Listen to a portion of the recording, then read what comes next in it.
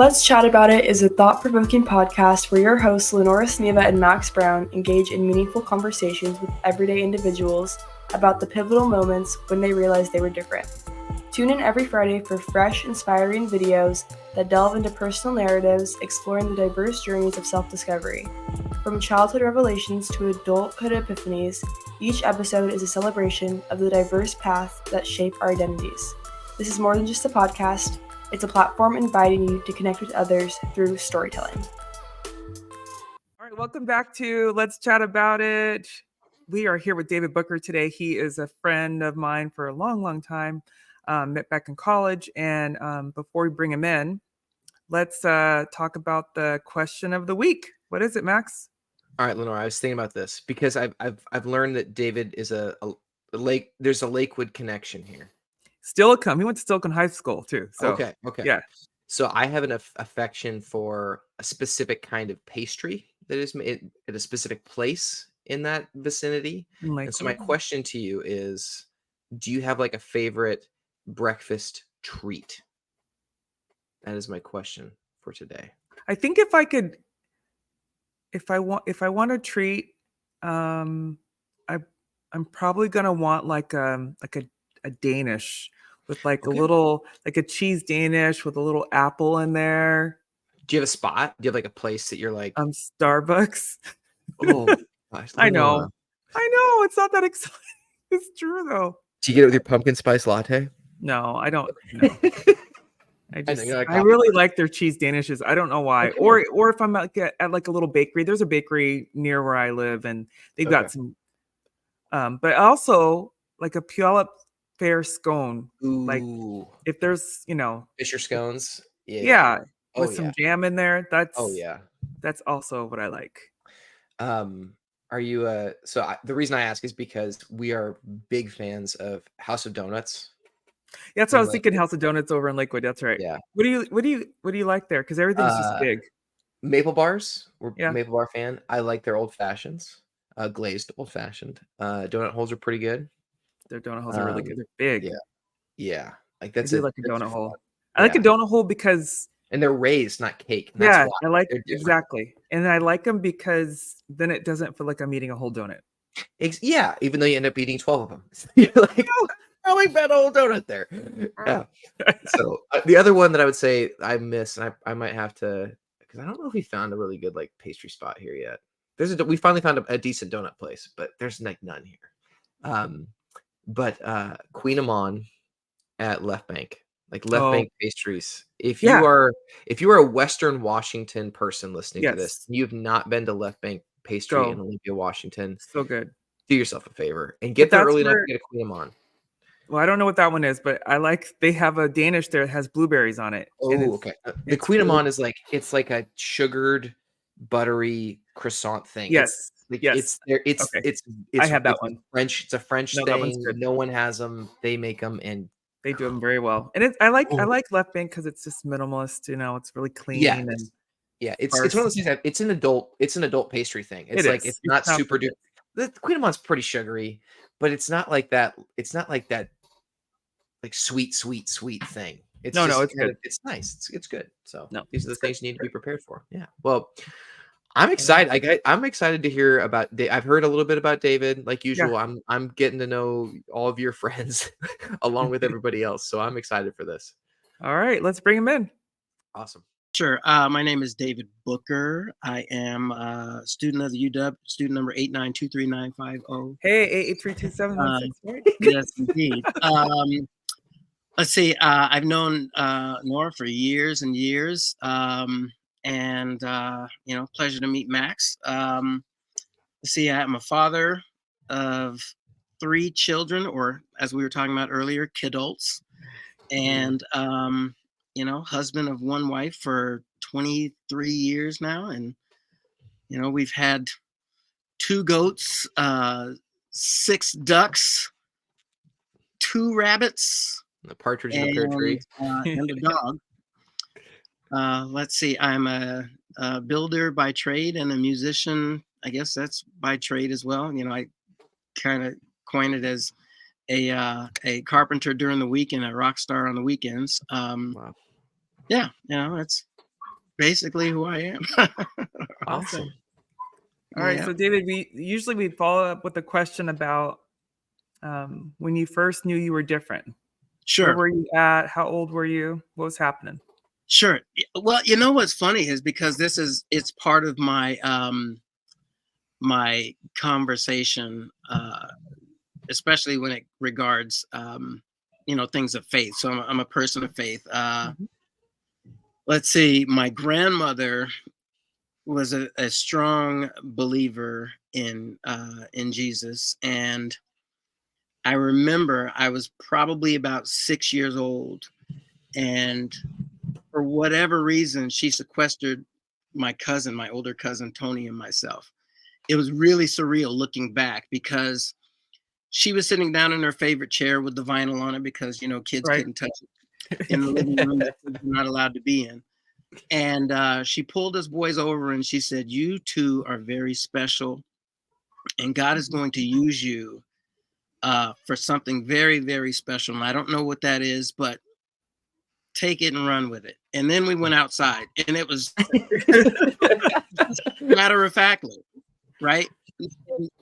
And life just kind of rolled on from that. But there's a passage in the Bible that talks about when Mary was looking at Jesus when he went to sit in the synagogue and talk with the old people.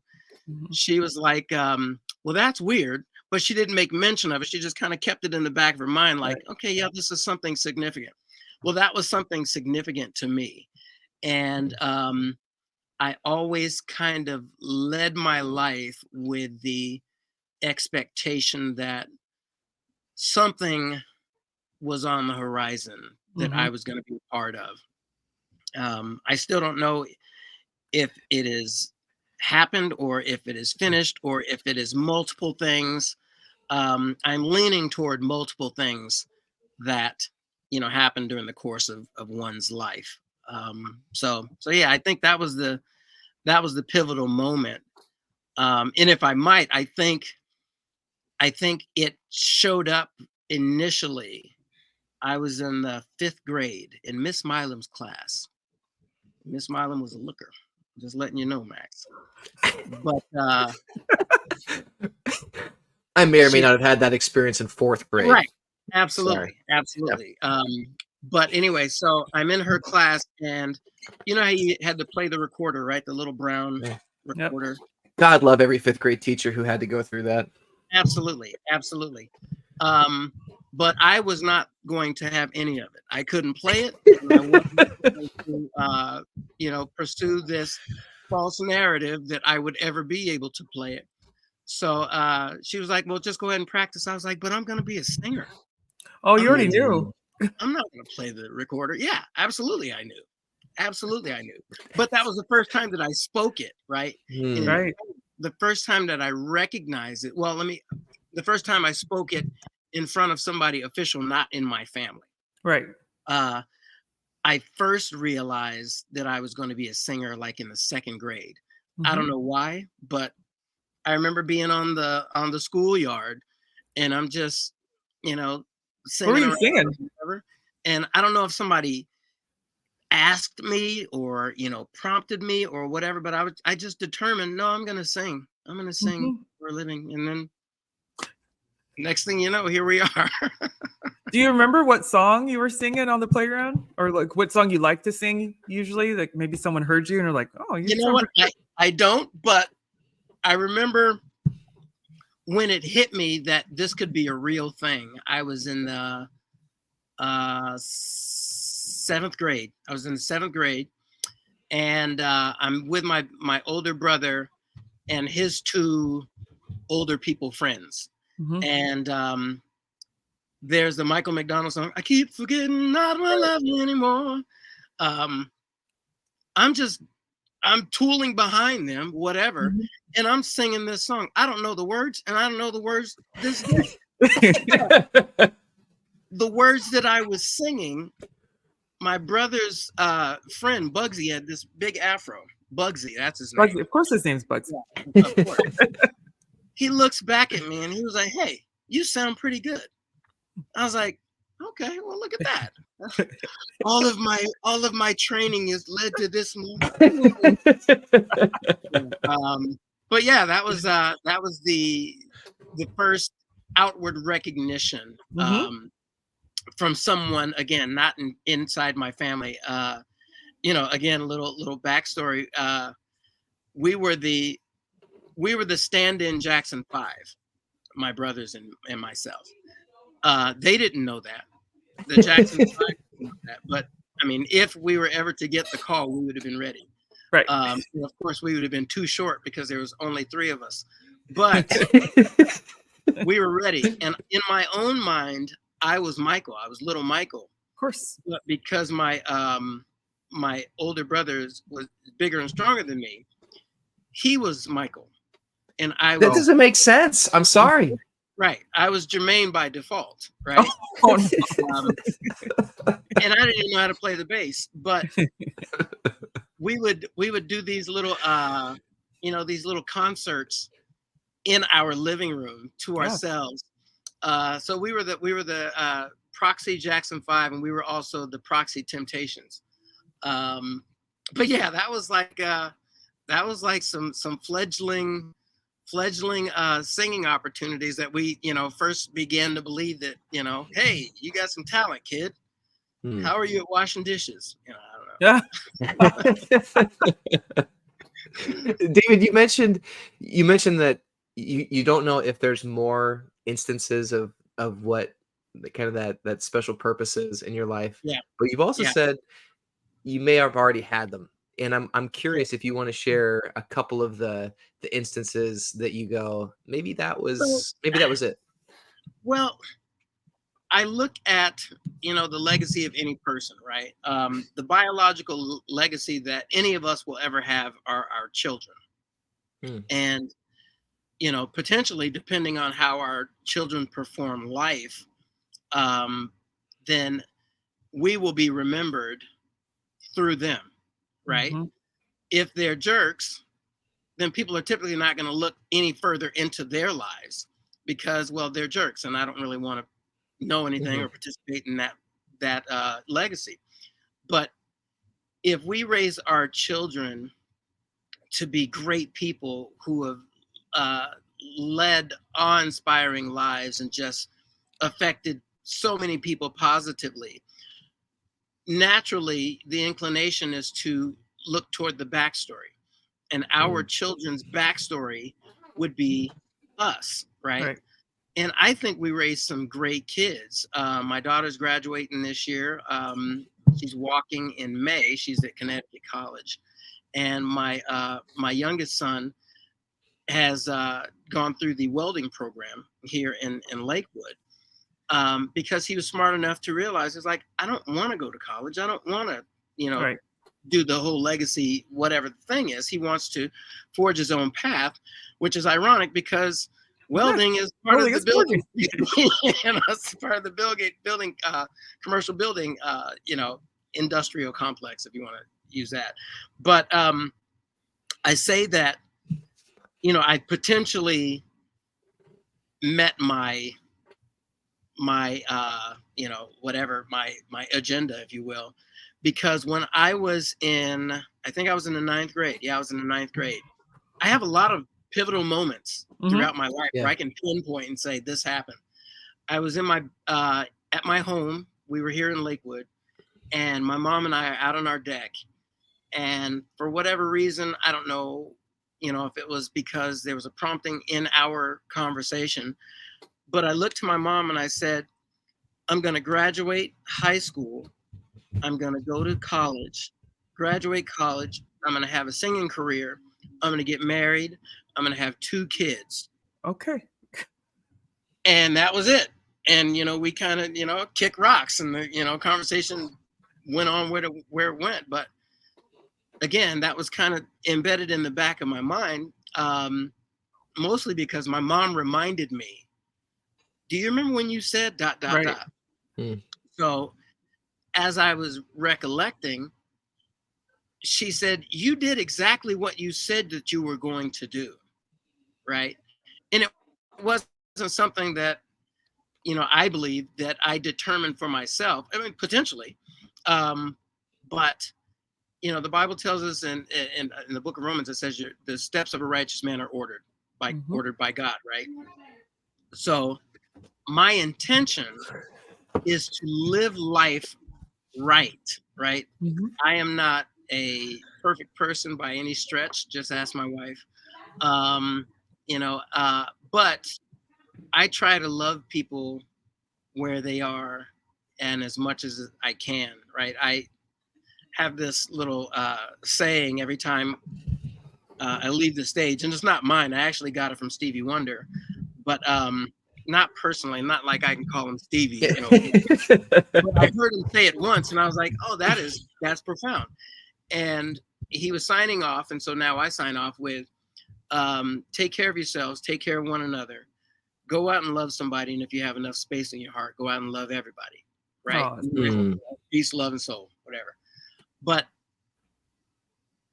if I really believe that, then I'm going to have to live that.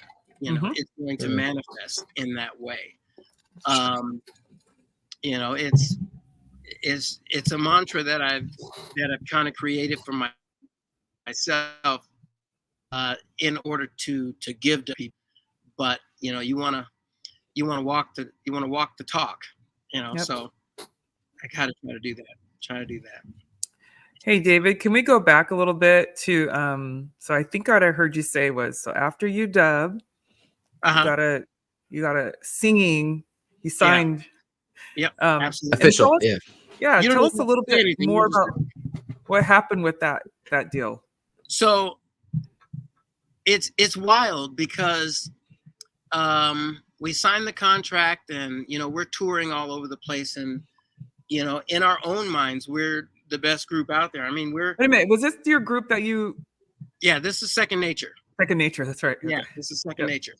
Boy band of the 90s. But we signed the contract. We're touring with, Boys and Men, Montel Jordan, Patti LaBelle, Brandy, Brownstone. We're doing bowls. We're doing all sorts of what is it? The Donnie Simpson show on BET. I can't even remember what the name of the show was. But we're doing all these different things. We did Showtime at the Apollo. Just all sorts of stuff, right?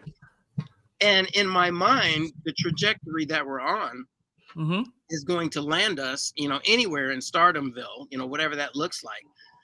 But we were signed to a jazz label. Oh yeah. Who didn't really understand the metrics of R&B. Is our own diagnosis, right? That's what we have deemed was wrong, and why the contract ran its course. Because after 18 months, they decided not to re-up.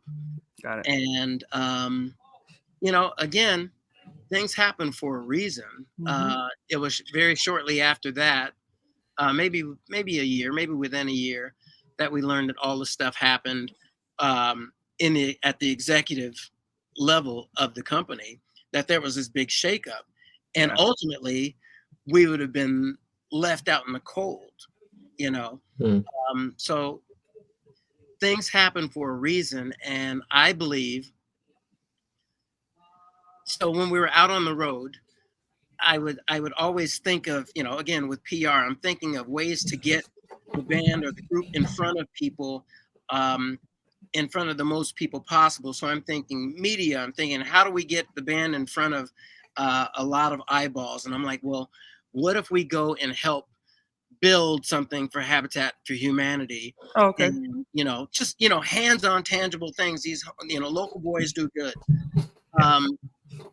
And I remember we were on the road and I would be pining about learning how to build stuff and, how cool it would be. And then I would go down the road of, well, one day I'm going to own a house. So I'm going to want to have to do the work myself because I'm so cheap. We'll call it frugal. I would want to do the work myself. So I would probably have to learn how to do the work if that's something that I want to do. So the contract runs its course. I'm in this big house. The 5 of us, or the 4 of us, used to be in there. I guess it was 5 in terms of our manager, but everybody left because everybody wanted to go out and they'd like to eat, right? So you gotta you gotta get money in order to eat, and you gotta get a job in order to do so.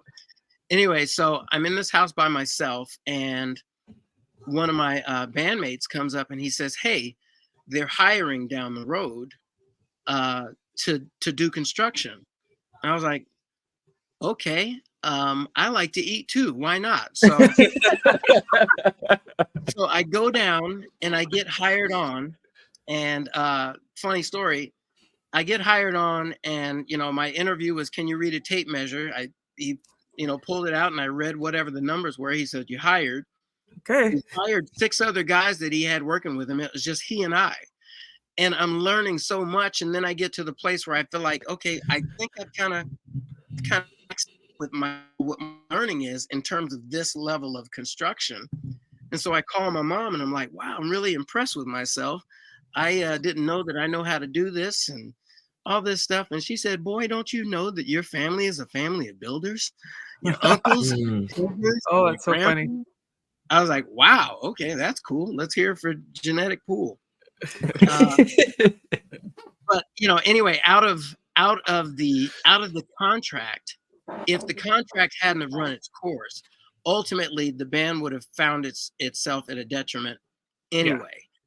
But we were released with our dignity intact, and some say so in terms of our own brand recognition and our own names and all these different Mhm. things, right? So I took that, went into the building industry. I was still doing music and emceeing and stuff like that on the side.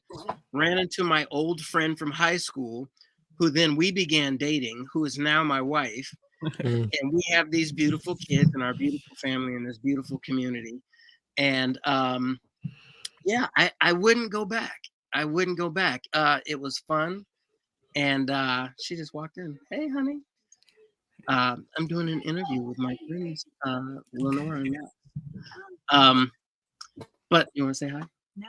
Okay, she doesn't want to say hi. No, No. she's smart. Not on screen. So yeah. Anyway, I wouldn't go back, especially having the avenue of music Mhm. now. Anyway, so I really have the best of both worlds, and it's attributed to my wife, because I'd kind of resigned in my mind that I'm done with that portion of my life. And then somebody petitioned, hey, would you be interested in sitting in our band, or being in a band with us, whatever. And I was like, through my then hubris, I was like, nah, that's okay. I'm good, right? Because I had been on the stage with thousands and thousands of people in front of me, and toured with all these big names and all this stuff. But it was really a pride thing, right? Okay, yeah. But my wife said, music isn't just going to happen. You have to insert yourself, right? God will bless you, but he wants you to be a participant in this thing. And so I was like, okay. So I let the people know that I was interested, and we did quite a few shows, and it was really successful. And then out of that, another guy who knew Second Nature, he actually wrote a song that he wanted us to sing. He saw that I was in that band, and he inquired that if I would be interested in being in his band, which was called Seven Deep. And after that band, or in the midst of that band, cool little story, where we're on stage and we're playing at one of the local casinos, and this Michael Jackson song comes up. So I'm doing It's Billie Jean, and I got my hat on, and I got the the sequin stuff on or whatever, and I'm out there doing my stuff. And it was supposed to work like all 3 of us would go out and we would all do the routine together, or some facsimile of a routine.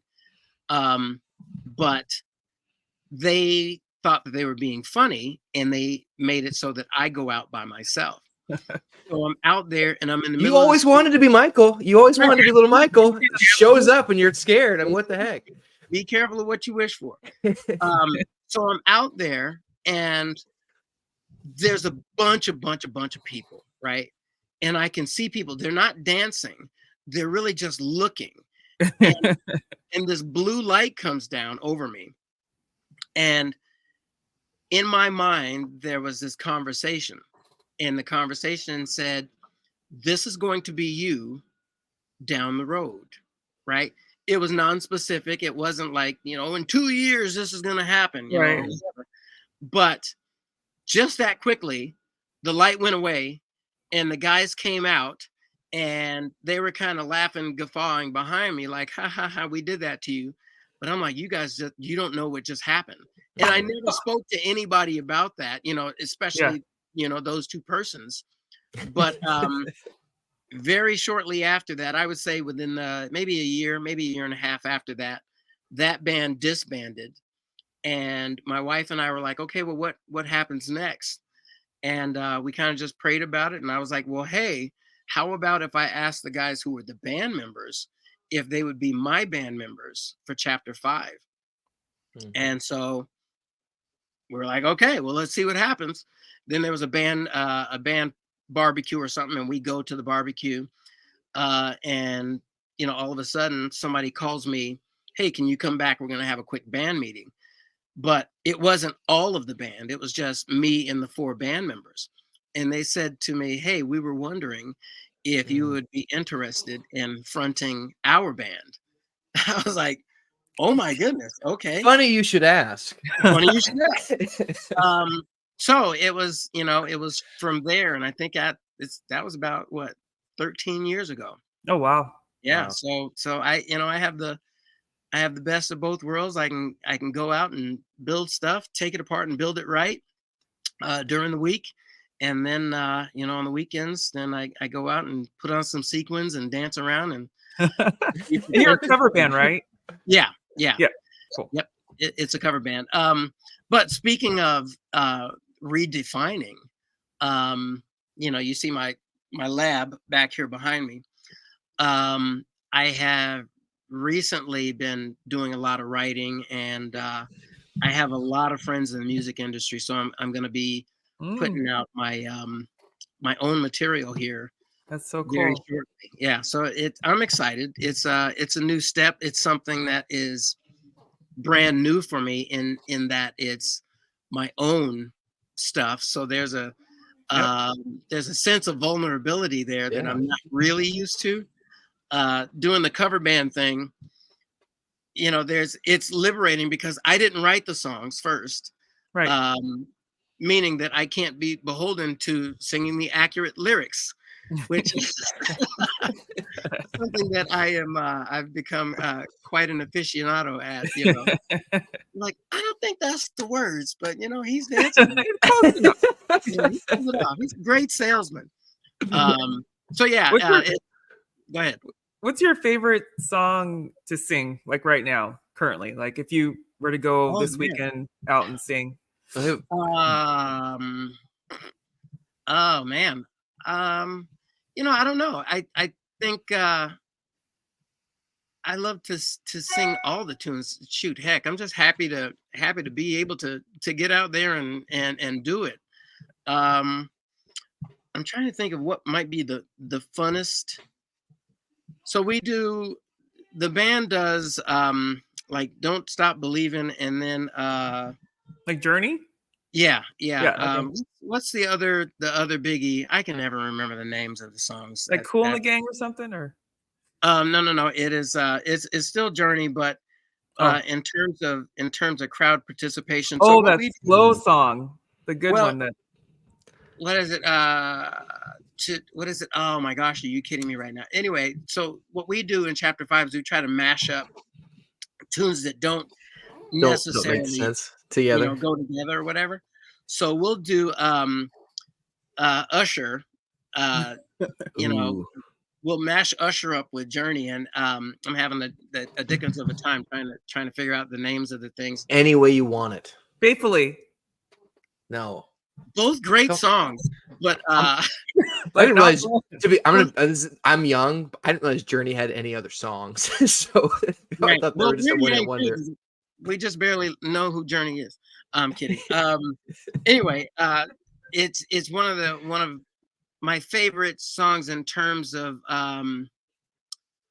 what is this? Shoot, what is it? How does it? Why don't you sing it? Yeah, you just sing it. Just, whether the lyrics are right or not, Lenore and David, I sing it will for figure us. it out. Can you sing a little Well, bit that's the for us? part. That's the thing. If I can remember how it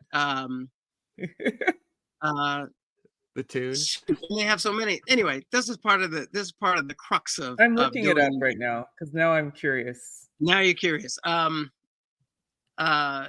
is it? Not Separate Ways, but how does Separate Ways go? Yeah, that's what it is. Separate Ways. Yeah, Oh. that's the tune. Okay. I don't But know I that couldn't song. tell you how I couldn't tell you how it starts now because I'm not the band. They just kind of start playing it. And then you just sing with them. And then I just Did you find it? yes, that's it. Oh, that song. Yeah. Wasn't this Yeah. this got really big lately because of Stranger Things. Yes. Yeah. Absolutely. Absolutely. Which is why it's strange. Okay. No, Yeah, Max. see, you gotta have someone Exactly, else sing that. Max. Yeah, If you got I'm this. looking for, I got another alternate now. So I'm just, Yeah, David's like, give that man a recorder. get that. Absolutely, we could be making hundreds of dollars a year.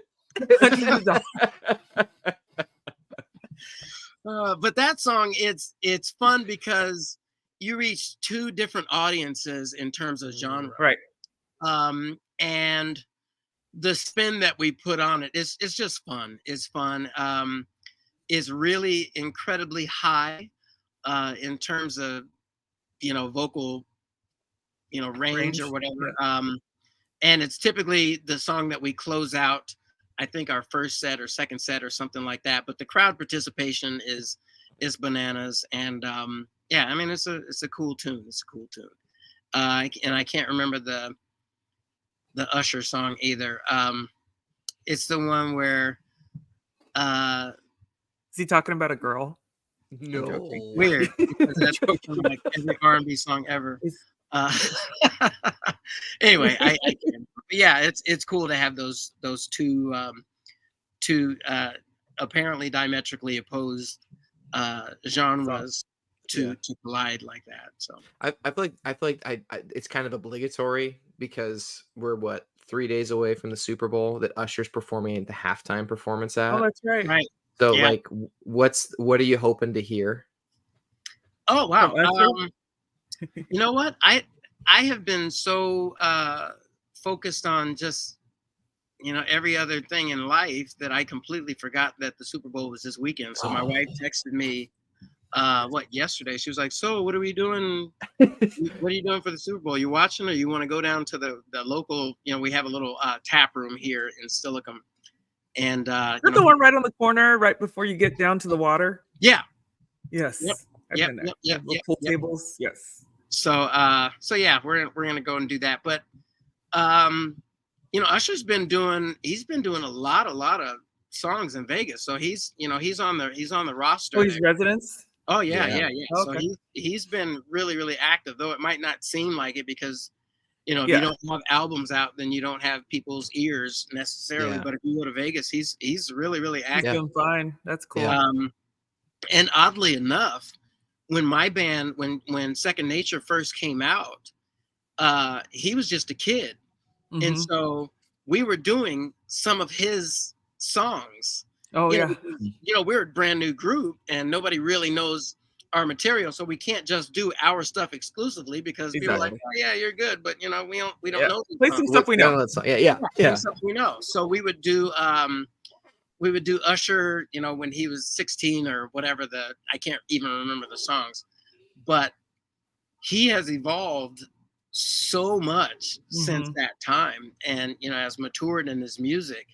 But I don't really follow Usher a lot because again, that's just it's just so many songs that I have to remember my own self. Someone's got to get it. I'm gonna know your stuff. I'm gonna know my stuff, and I get paid to kind of know your stuff. Would you ever consider going on like The Voice or one of those shows and singing? Well, interesting you asked, because I actually auditioned for The Voice. I think it was I can't remember the year, but I auditioned for The Voice, and it's not exactly what Yeah, you it would never I've is. heard. Yeah. It is very much a setup, right? Yeah. They kind of know who they want before you get there, but in terms of seeming all inclusive and all that stuff, they have to have what is called a cattle call, and it's evident when you see the judges sitting there and they're like, okay, all right, yeah, you sounded great. Next, whatever. They're really disinterested. So I've tried out for The Voice. I tried out for Star Search. Oh wow, yeah. Tried out for what was the one before America's Got Talent? American Idol. American Idol. Tried out for that, and then there was another one that Simon was a part of. X Factor. X Factor. Yeah. Tried out. Lenore's got all the shows. I don't like any of those shows. Yeah, right. But you know them. You're right, yeah.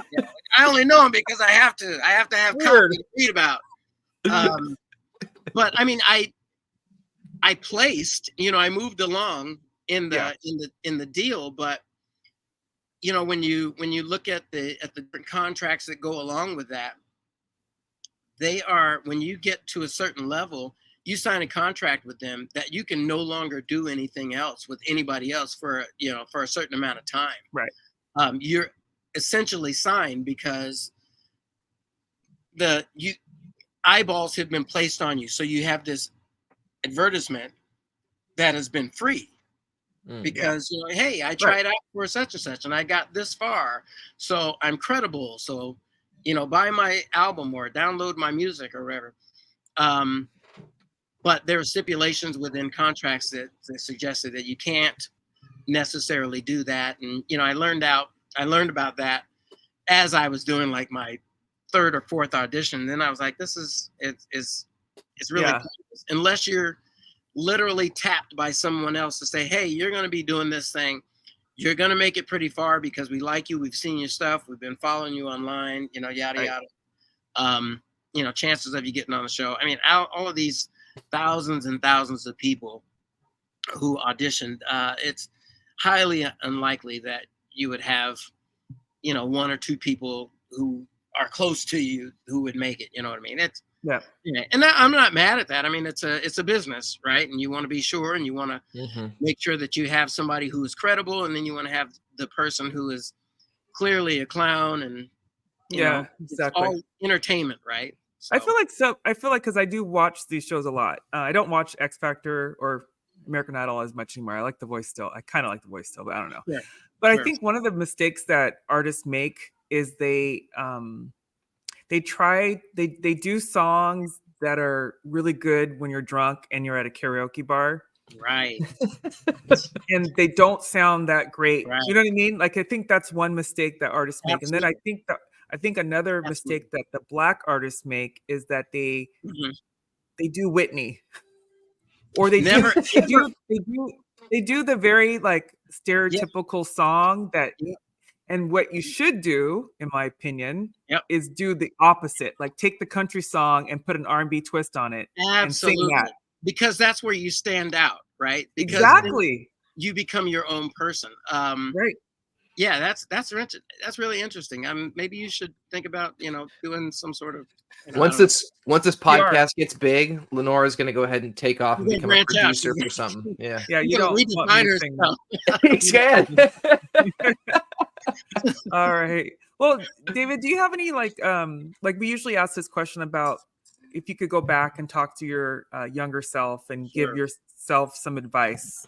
Is there anything that you'd say to the little kid on the playground or to the one that grandma was talking to? Well, if I were to go back and talk to my younger self, depending on how far we go back, if we go way back, I would just say stay the course, right? I probably wouldn't even know what that meant, but this strange guy that looks like a future me would tell me stay the course, so I'm staying on this course. But as an older younger me, if that makes sense, I would tell myself to be here now. And I say that because I've recently reconnected with my second nature guys. I would say Oh, wow. recent, within the last 8 months or so. And we actually sang together, and it was really, really cool. Mhm. But it just showed me that was then and this is now, right? Mhm. I could opine about the great things that we did and all that stuff, but I won't be able to relive those things. And those things are only as special as the memories that they hold for me. And not all of them were, great memories. And as I fill up my now older mind with newer things, the things that were ancillary begin to fall off, right? So you forget the things that really don't matter. But after reconvening with these guys, we began to go down memory road Mhm. and remember all of the cool things that we were a part of. Yeah. But at that time, I was so focused on getting to the next thing. Mhm. Couldn't What's enjoy our it. next big venue? What's our next big stage? We didn't take any pictures. Oh, I was no.